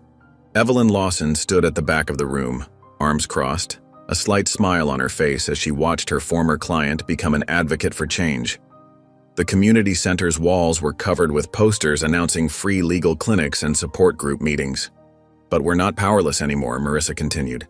"Together we can make sure no other family goes through what we did alone." After the meeting, Maya and Mia helped distribute information packets about legal resources. They moved through the crowd with purpose, sharing quiet words of encouragement with other kids their age who had similar experiences. "Here," Maya said softly to a young girl who reminded her of herself. "This has numbers you can call if you need help." The girl took the paper with trembling hands, and Maya felt a surge of protectiveness. Meanwhile, Mia organized a sign-up sheet for the next youth support group meeting. "It helps to talk about it," she told a boy who looked uncertain. "Trust me, I know." Parents gathered around Marissa, sharing their stories, asking questions about the legal process. The atmosphere in the room had shifted from one of shared pain to shared purpose. That evening, the Carter family sat around their dinner table. The remains of a home-cooked meal lay before them as they discussed the day's events. "I met this girl today," Maya said, pushing her peas around her plate. "She reminded me so much of us, Mom, before everything changed." Mia nodded. "And did you see how many people showed up? There were way more than last time." Marissa reached across the table, squeezing Daniel's hand. "We're making a difference," she said softly. "It's slow, but it's happening. Daniel smiled at his daughters.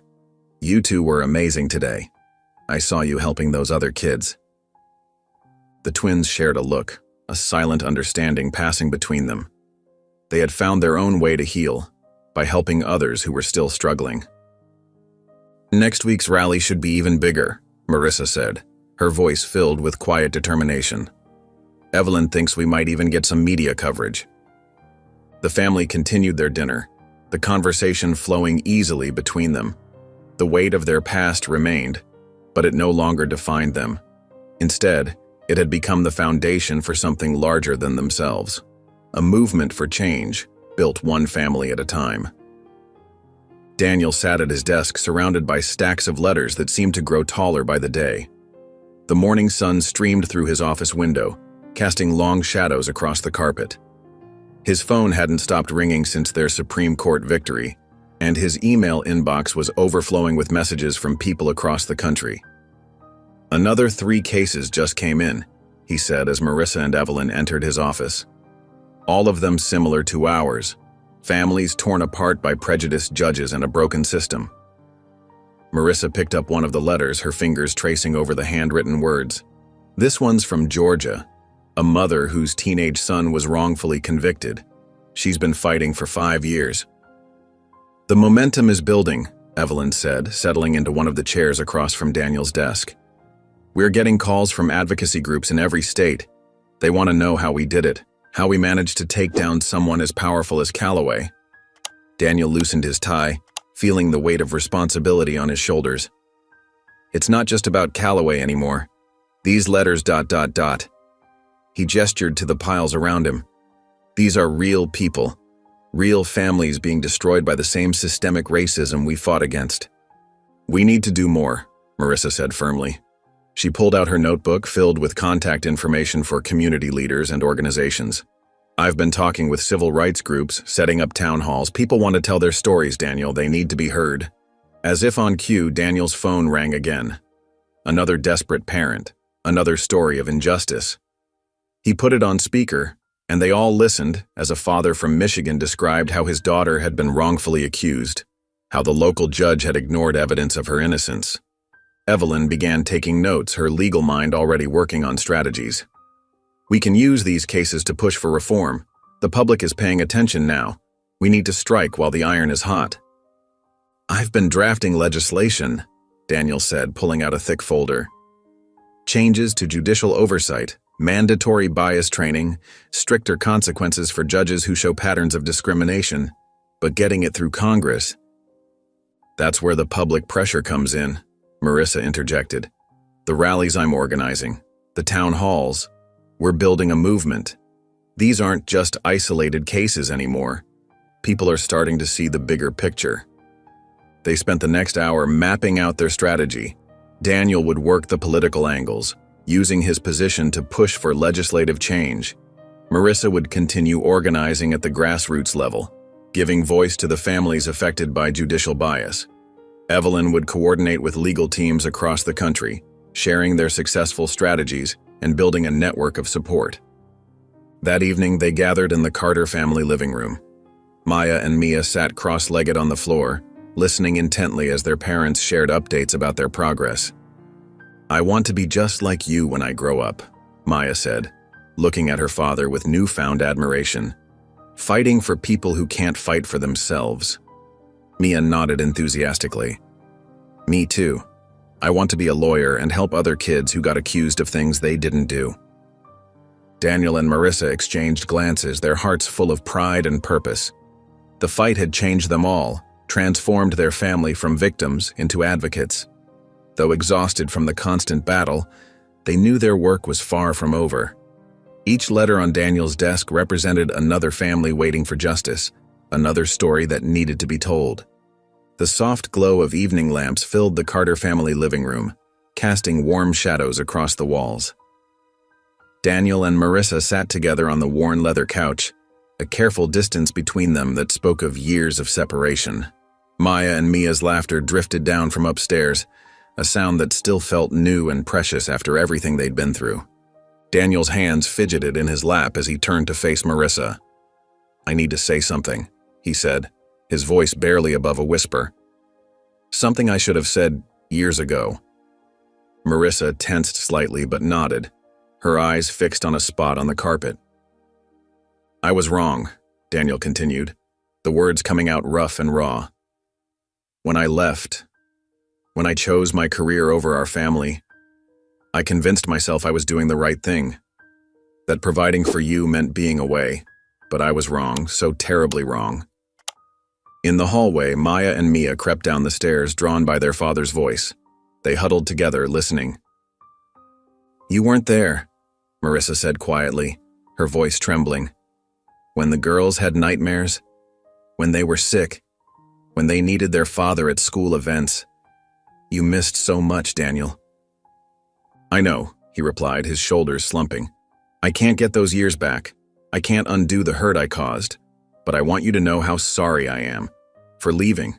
For not being the husband and father you all deserved. Marissa's hands twisted in her lap.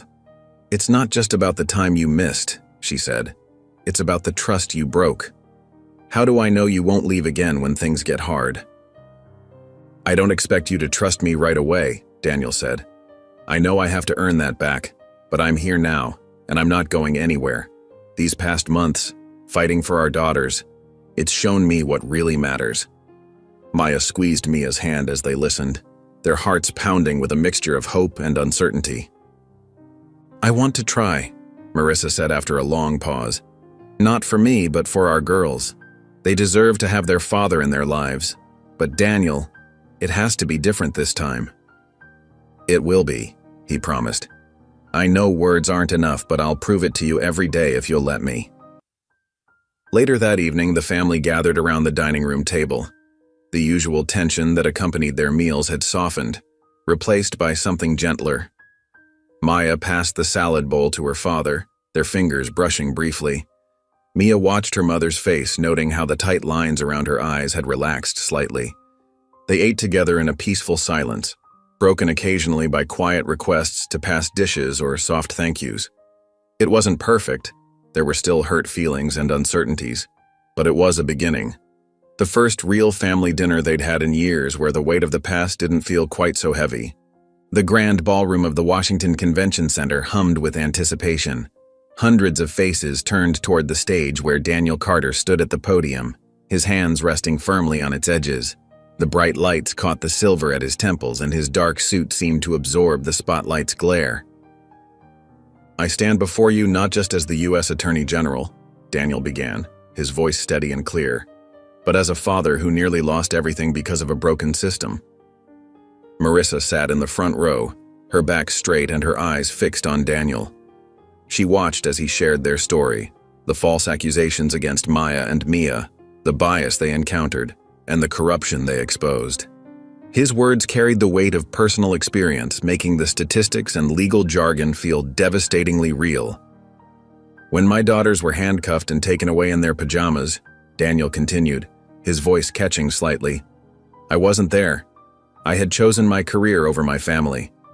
But their ordeal opened my eyes to a truth many of you already knew. Our justice system isn't just broken. It's actively harming innocent families every day. The audience leaned forward, captivated. Marissa could feel the energy in the room shift as Daniel's words resonated with everyone present. Political leaders nodded in agreement, while activists scribbled notes furiously. After the speech, a crowd gathered around Daniel. Senators and representatives pressed business cards into his hands, eager to discuss potential legislation. Marissa stood to the side with Evelyn, watching the scene unfold. We need to do more, Marissa said quietly to Evelyn. These families need more than just policy changes. They need immediate support. Evelyn nodded, her eyes bright with understanding. A foundation, she suggested. Something that provides legal aid and support services to families facing wrongful accusations. Exactly, Marissa replied, her voice growing stronger with conviction. We could help families navigate the system, provide resources, connect them with attorneys who understand these cases. As the crowd thinned, Daniel made his way back to them. His tie was slightly loosened, but his eyes were alive with purpose. Evelyn quickly shared Marissa's idea, and Daniel's face lit up with approval. "We could combine our efforts," he said. "While I work on policy reform, the foundation could provide immediate assistance to families in need." The three of them found a quiet corner of the ballroom to discuss details. Evelyn pulled out her tablet, already mapping out the organizational structure and potential partnerships. Marissa felt a surge of excitement as their plans began to take shape. Later that evening, the family gathered in their hotel suite. Daniel and Marissa stood by the window, looking out at the city lights. The weight of the day's events settled around them like a comfortable blanket. "Thank you," Marissa said softly, "for telling our story." Daniel reached for her hand, and this time she didn't pull away. They stood together in comfortable silence, both understanding that while their personal journey was far from over, they had taken an important step forward. Their fight for justice had grown beyond their family, becoming something larger than themselves. Maya and Mia Carter stood at the entrance of Jefferson Middle School, their backpacks feeling heavier than usual. The morning sun cast long shadows across the concrete steps as students streamed past them, some stopping to stare, others quickly averting their eyes. "Ready?" Maya whispered to her sister, squeezing her hand. Mia nodded, though her fingers trembled slightly. "Together," she replied. They walked through the main doors, the familiar smell of floor cleaner and cafeteria breakfast filling their nostrils. The hallway seemed to stretch endlessly before them, lined with blue lockers and decorated with student artwork. Whispers followed them like autumn leaves in the wind. "Those are the Carter twins, or did you see them on TV?" "I heard about their case." In homeroom, Mrs. Peterson greeted them with a warm smile. "Welcome back, girls," she said softly, gesturing to their usual seats near the window.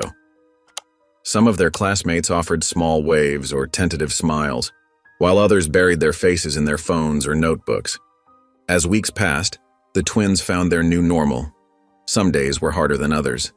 During lunch, they often sat with their friend Sarah, who had stuck by them through everything. She never treated them differently, still sharing her mom's famous chocolate chip cookies and giggling about their favorite TV shows. But there were also the difficult moments, like when Jessica Martinez whispered "criminal" under her breath as she passed their desk in math class, or when Tommy Chen moved to a different lab partner in science, leaving Maya to work alone. Their weekly therapy sessions with Dr. Roberts became their sanctuary.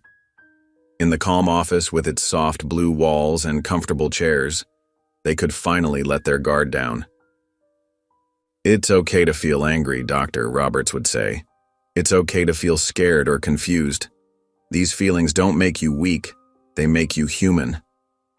Maya often spoke about her fear of being judged forever. "Sometimes I feel like that's all people will ever see when they look at us," she admitted during one session. Mia, usually the more outspoken twin, shared her own struggles. "I hate that some people still think we did something wrong, even after everything that happened in court." Their teachers became unexpected allies. Ms. Thompson, their English teacher, encouraged them to write about their experiences, telling them that their voices mattered. Mr. Garcia, who taught social studies, used their case as an example when discussing civil rights and justice, always checking with them first to ensure they were comfortable.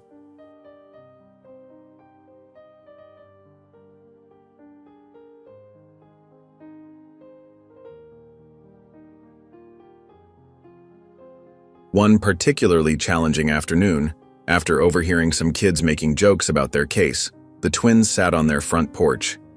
The setting sun painted the sky in shades of orange and pink. "I want to become a lawyer," Maya said suddenly, picking at a loose thread on her jeans. "Like Dad, but different. I want to help kids like us." Mia nodded, her eyes bright. "Me too. We could work together just like we always do. Maybe then we could stop this from happening to anyone else." They sat in comfortable silence, watching the neighborhood kids ride their bikes up and down the street. The weight of their experiences still pressed on their shoulders, but it felt lighter when shared between them. The conference room at the downtown community center buzzed with energy as Daniel and Marissa Carter sat at the head of a long oak table. Around them, community leaders and advocacy group representatives leaned forward in their chairs, notebooks open and pens ready. The afternoon sun filtered through tall windows, casting a warm glow over the determined faces gathered there. "We can't let this momentum slip away," Daniel said, his voice carrying the weight of experience. "What happened to our daughters? It's happening to families across the country right now." Marissa nodded, spreading out a folder of documents before her. "We've identified 3 key areas where immediate action can make the biggest impact: legal aid accessibility, judicial oversight reform, and community education programs." Marcus Thompson, head of the Civil Rights Coalition, tapped his pen against his notepad. "The public is listening now. Your story has opened eyes that have been closed for too long." "Which is exactly why we need to act now," Daniel responded, standing to walk toward a whiteboard covered in action items. "I'm announcing my campaign next week, focusing specifically on justice reform. We'll be targeting the systemic corruption that allowed Judge Calloway to abuse his power for so long." Marissa looked up from her notes, her eyes bright with purpose. "And while Daniel works on the legislative side, I'm launching the Carter Family Justice Foundation. We'll provide legal support to families facing wrongful accusations, especially those who can't afford proper representation." The room erupted in supportive murmurs and nods of approval. Sarah Chen, a prominent civil rights attorney, raised her hand. "The legal community is ready to help. We've got dozens of lawyers willing to volunteer their time." Daniel returned to his seat beside Marissa, their shoulders touching slightly. The contact was brief but meaningful, a reminder of how far they'd come in rebuilding their own relationship while fighting for others. "We're looking at a 5-year plan," Marissa continued, passing out detailed proposals. "Phase 1 involves establishing legal aid clinics in 5 major cities. Phase 2 expands to rural areas where resources are even more limited." As the meeting progressed, Daniel and Marissa moved through their presentation with practiced precision. They outlined plans for rallies, detailed their legislative agenda, and discussed strategies for maintaining public attention on the issue. Later that afternoon, they stood together at a podium in the community center's main hall, facing a room full of reporters and supporters. Camera flashes punctuated the air as Daniel stepped up to the microphone. "Today marks the beginning of a new chapter in our fight for justice," he announced, his voice strong and clear. "We're not just talking about change anymore. We're making it happen." Marissa took her place beside him, their hands clasped together in a show of unity. "The Carter Family Justice Foundation will ensure that no family has to face these battles alone," she added, her words carrying across the hushed room. The family stood together on that stage, their presence a testament to survival and determination. Maya and Mia, watching from the front row, beamed with pride at their parents' strength and commitment. The warm glow of the dining room lights cast a gentle shine over the Carter family dinner table. Steam rose from plates of home-cooked food as Daniel, Marissa, Maya, and Mia settled into their chairs. It had been exactly 1 year since the Supreme Court ruling that changed their lives forever. "I can hardly believe it's been a year," Marissa said softly, passing a bowl of mashed potatoes to Maya. "Sometimes it feels like yesterday, and other times it feels like a lifetime ago." Daniel nodded, his eyes meeting his wife's across the table. "We've come so far since then. The foundation is helping dozens of families now. And Mom's speaking engagements are making real change," Mia added proudly. "My friend Jessica's mom said she cried during your last speech." Maya smiled at her sister. "Remember how scared we were at first? Now look at us. We're actually helping other kids who are going through what we did." "I've been thinking about law school," Maya continued, her voice growing more confident. "After everything we've been through, I want to be there for other families. I want to make sure no one else has to face what we did alone." "Me too," Mia chimed in. "We could be a team, like Mom and Dad are now." Daniel set down his fork, emotion flickering across his face. "I'm so proud of both of you. You've turned something painful into something powerful." "It wasn't easy," Marissa admitted, reaching for Daniel's hand. "There were days I didn't think we'd make it, but looking at our family now, I know every struggle was worth it." "Remember those first community meetings?" Maya asked. "How nervous we all were?" "Now look at us," Mia grinned. "We're practically professionals at public speaking." "The hardest part was learning to trust again," Daniel said quietly. "Not just each other, but the system itself, learning how to fight it while still believing it could change. Marissa squeezed his hand. We had to learn how to be a family again, too. That took just as much work as fighting the legal battle. I think that's what made us stronger, Maya reflected. We didn't just fight the case, we fought for each other. And we're still fighting, Mia added, but now we know how to do it together. After dinner, the family stepped out onto their back porch. The night was clear, and stars dotted the dark sky above them. They stood together, shoulders touching, looking up at the vast expanse of twinkling lights. For the first time in what felt like forever, there was no tension, no urgent battle to fight, no immediate crisis to solve. Just a family, standing together, stronger for everything they'd endured. Thank you, Maya said suddenly, her voice soft. Both of you, for fighting for us, for not giving up. We'll never give up, Daniel replied, wrapping an arm around his daughter's shoulders. Not on you, not on each other, and not on making things right. Marissa pulled Mia close, and they all stood there, united under the starlit sky, feeling the peace they'd fought so hard to find. The prestigious university campus buzzed with activity as Maya and Mia Carter walked through its historic gates. Autumn leaves crunched beneath their feet, and the afternoon sun cast long shadows across the red brick buildings. The twins, now 18, carried their law textbooks close to their chests like shields. Ready?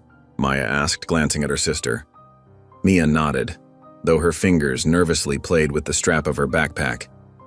As ready as I'll ever be. They entered the lecture hall for their first law class. The room was grand, with high ceilings and rows of wooden seats arranged in a semicircle. Other students filtered in, some casting curious glances their way. The Carter case had made national headlines, and even now, years later, their name carried weight. Professor Richardson, a tall woman with silver-streaked hair, stood at the podium. "Welcome to Introduction to Criminal Law," she began, her eyes scanning the room before settling briefly on the twins. "Today we'll discuss how bias can influence judicial decisions." Maya and Mia exchanged knowing looks. They'd lived through exactly what the professor was describing. During the class discussion, a student raised his hand. "Aren't the Carter twins in this class? The ones from the Supreme Court case?" The room fell silent. Maya felt her cheeks warm, but she sat up straighter. Mia reached for her sister's hand under the desk. "Yes," Maya said clearly. "That's us."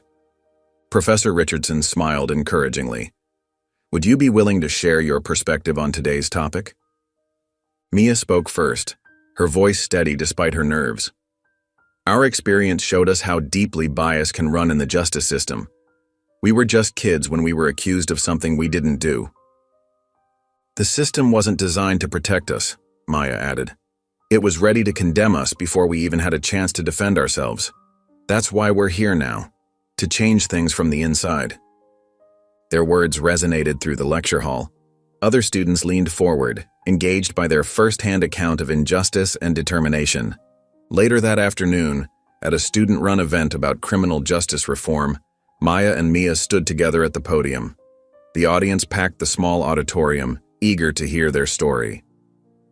"We could have let that experience break us," Maya said, her voice carrying across the silent room. "Instead, it gave us purpose." Mia nodded, continuing where her sister left off. "Our family fought back against corruption and won. But there are so many others out there who don't have the resources or support we had. They're the reason we're pursuing law." The crowd responded with enthusiastic applause. As students approached them afterward to share their own stories or express support, Maya and Mia realized they'd found their place. They weren't just the wrongfully accused Carter twins anymore. They were future lawyers with a mission. Walking across the campus quad after the event, the setting sun painted the sky in shades of orange and pink. Maya bumped her shoulder against Mia's. "Can you believe we're really here?" she asked. "Doing exactly what we always dreamed about," Mia replied, smiling. "Making a difference." They paused by the law library, its imposing facade representing everything they hoped to achieve. The weight of their textbooks felt right in their hands, not a burden, but a tool for change. Maya and Mia Carter stood at the steps of their hometown courthouse. a building that once filled them with dread. Now, as accomplished lawyers, they felt a different kind of nervousness, the kind that comes with purpose and determination. "It feels strange being back," Maya said softly, adjusting her blazer. The afternoon sun cast long shadows across the courthouse steps. Mia nodded, squeezing her sister's hand. "But this time we're here to make things right." Their parents, Daniel and Marissa, stood proudly behind them. Daniel's hair had grayed at the temples, and Marissa's face showed gentle lines of wisdom, but their eyes still burned with the same passion that had driven their fight for justice years ago. A small crowd had gathered in front of the courthouse, community leaders, local families, and faces both familiar and new. Some were the same people who had once whispered about their family, but today they wore expressions of respect and support. "Look who's here," Mia whispered, nodding toward Mrs. Johnson, their old middle school teacher who had stood by them during the darkest days. She sat in the front row, beaming with pride. Maya stepped up to the podium, her voice clear and strong. "Years ago, this town taught us a hard lesson about justice, or the lack of it. Today, we're here not to dwell on past hurts, but to build a better future." As Maya spoke, Marissa watched her daughters with tears in her eyes. These weren't the scared little girls who had once been wrongfully accused. They had grown into powerful advocates for change. The sisters announced their new initiative, a legal clinic that would provide free representation to families facing wrongful accusations. The crowd broke into applause when they revealed that the clinic would be named after Mrs. Beasley, whose false accusation had started their journey. "We're turning pain into purpose," Mia explained to the gathered crowd. "This clinic will ensure that no child in our town ever faces what we faced without proper legal support." Daniel stepped forward to address the community leaders. "My daughters have shown me what true courage looks like. They've taught me that justice isn't just about winning cases. It's about changing hearts and minds." Local community organizers lined up to pledge their support. Pastor Williams offered church space for community meetings. The local bar association promised pro bono hours. Even the current mayor, who had been a critic years ago, stood up to publicly apologize for the town's past failures. Marissa watched it all unfold, remembering the lonely nights when she had wondered if their family would ever heal. Now, seeing her daughters command respect in the very place that had once condemned them, she felt a deep sense of peace. The afternoon sun began to set as Maya and Mia walked through their old neighborhood, greeting families and sharing their vision for the future. Children ran up to them, asking questions about becoming lawyers. Parents sought advice about ongoing cases. "Remember when we used to ride our bikes here?" Maya asked, passing their old house. "Now we're riding for justice," Mia replied with a smile. The Carter family gathered at the community center where local leaders had organized a reception. As they mingled with supporters and discussed plans for the clinic, there was a palpable sense of change in the air. The town that had once turned its back on them was now embracing their mission for justice. The midday sun blazed overhead as thousands of people gathered in the heart of Washington, D.C. Signs waved in the air, bearing messages of hope and demands for change. The Carter family stood together on the stage, their presence commanding attention from the massive crowd before them. Daniel adjusted his tie, taking in the sea of faces. Marissa squeezed his hand, offering silent support. Maya and Mia, now accomplished lawyers themselves, stood tall beside their parents, their matching navy suits a symbol of their unity. "We gather here today," Daniel's voice boomed through the speakers, "not just as victims of injustice, but as warriors for change." His words carried across the crowd, drawing them in. "Years ago, my daughters were wrongfully accused. They were just children, innocent children whose lives were nearly destroyed by a system that failed them." The crowd grew silent, hanging on his every word. Marissa watched her husband with pride, remembering how far they'd come from those dark days. "But we fought back," Daniel continued, his voice growing stronger. "We fought not just for Maya and Mia, but for every child who has faced prejudice in our justice system. Every family that has been torn apart by bias and corruption." Maya stepped forward to the microphone, her voice clear and steady. "I was 7 years old when I learned that justice isn't always just." She paused, letting her words sink in. "My sister and I were handcuffed and taken from our home in our pajamas. We were treated like criminals before we could even understand what that meant. Mia joined her sister, their shoulders touching. But today we stand before you not as victims but as advocates. We're lawyers now, fighting to ensure no other child experiences what we did. The crowd erupted in applause, many wiping tears from their eyes. Several politicians in the front row nodded solemnly, their expressions serious as they took notes.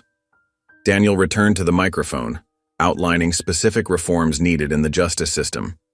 He spoke about mandatory bias training for judges, reforms in juvenile justice, and the need for greater accountability in the legal system. Change doesn't come from silence, he declared, his voice passionate. It comes from standing up, speaking out, and demanding better. It comes from all of us, working together, refusing to accept injustice as inevitable. The crowd roared their approval, signs waving with renewed energy. Several prominent senators and representatives made their way toward the stage, eager to discuss collaboration on reform initiatives. As the family finished their speeches and walked off the stage together, the chants of the crowd followed them. Justice, reform, change. Marissa held her daughters close as they descended the steps. Daniel wrapped his arm around his family, feeling the magnitude of the moment.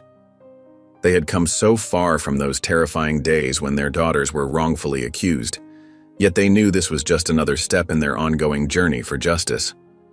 The sounds of the rally continued behind them, a powerful reminder that their fight for change now belonged to thousands of others too.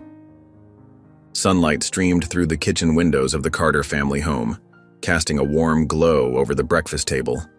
Daniel, his hair now silver, sat at the head of the table, watching his family with quiet contentment. Marissa, elegant in her age, poured coffee for everyone while their grandchildren eagerly reached for pancakes. Maya and Mia, both successful attorneys now, sat with their own children, sharing stories and laughter. The years had been kind to the twins. Their faces showed wisdom earned through struggle and triumph. "Remember when we couldn't even ride our bikes without fear?" Maya said softly, watching her daughter Katie devour a stack of pancakes. Mia nodded, her eyes distant with memory. "And now look at us. Our kids can play freely, without the weight we carried." Daniel reached for Marissa's hand under the table. "We've come so far," he said, his voice thick with emotion. "But there's still work to be done." "Grandpa," little Marcus, Mia's son, piped up, "Mom says you helped change the law. Is that true?" Daniel smiled, looking at his grandson. "We all did, Marcus. Your grandmother, your mothers. We fought together." Marissa set down her coffee cup. "It wasn't easy," she said, her voice steady. "But we learned that standing up for what's right is always worth it." Maya leaned forward, addressing her nieces and nephews. "That's why your mom and I became lawyers. We wanted to make sure other families wouldn't have to go through what we did." "And we're not done yet," Mia added, sharing a knowing look with her sister. "There are still battles to fight, still changes to make." Daniel watched his daughters with pride. They had grown into powerful advocates for justice, their childhood trauma transformed into purpose and strength. He thought about his own journey, from absent father to champion for change, and felt profound gratitude for the second chance his family had given him. "The foundation is expanding," Maya announced, reaching for the syrup. "We're opening 3 new offices next month." "And the reform bill is gaining support in Congress," Mia added. "We might actually see it pass this year." Marissa beamed at her daughters. "You've taken what we started and made it so much more," she said softly. The grandchildren listened intently, absorbing the weight of their family's legacy. They might be too young to fully understand now, but the seeds of justice and determination were already taking root in their hearts. "Tell us more about when you were little," Katie asked her mother, Maya. "About how you fought back." Maya exchanged glances with her sister. "Well," she began, "it all started with a bike ride and a wave to a neighbor." The morning sun continued to rise, warming the kitchen filled with 3 generations of Carters. Their story wasn't just about overcoming injustice anymore. It was about creating lasting change, about building a legacy that would continue long after they were gone. The grand ballroom sparkled with elegant lighting as hundreds of distinguished guests gathered for the National Justice Reform Awards.